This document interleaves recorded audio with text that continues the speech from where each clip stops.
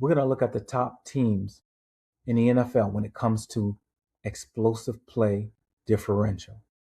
And if you look at the top 3 teams, LA Rams, they played to get into the Super Bowl. Seattle Seahawks won the Super Bowl, and the New England Patriots lost to the Seahawks in the Super Bowl. These are the teams that rank number 1, 2, and 3 in explosive play differential. So you can see the impact that this has. You can see that this makes a difference. These teams all had double-digit wins, not 10 wins, but 12 wins or more. And it shows you the true impact of this stat. And if you just look at the top 7, any team highlighted in black made the playoffs.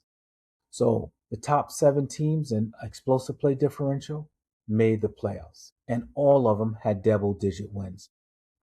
And you look at the Rams offensively, their receiving core, same thing with the Seattle Seahawks, and even the Patriots had a quarterback that finished tops in the league in QBR rating. So explosive play differential makes a difference. So let's just take a look at the Rams.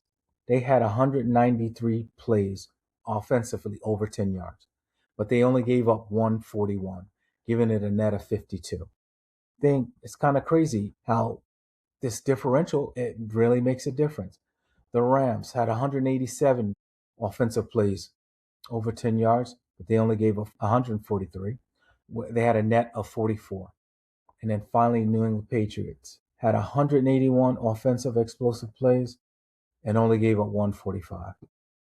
As you can see here, this has a huge impact on the game. So explosive play differential makes a difference, people.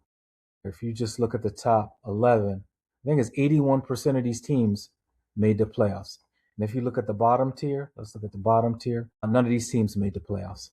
These are the teams that were picking first in the NFL draft. This is one of those hidden, underrated stats that truly makes a difference.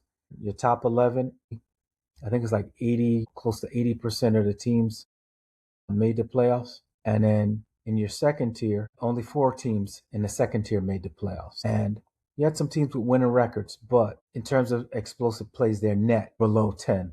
And then your bottom tier, you have no playoff team. So if you do not have weapons on offense, and if you do not have a defense that forces you to drive the length of the field, you're going to have problems winning games, because this is directly tied to winning percentages. Top teams, they have a winning percentage of like 70%, as opposed to the bottom teams, they have a 28, 29% winning percentage. So it makes a difference, and it correlates.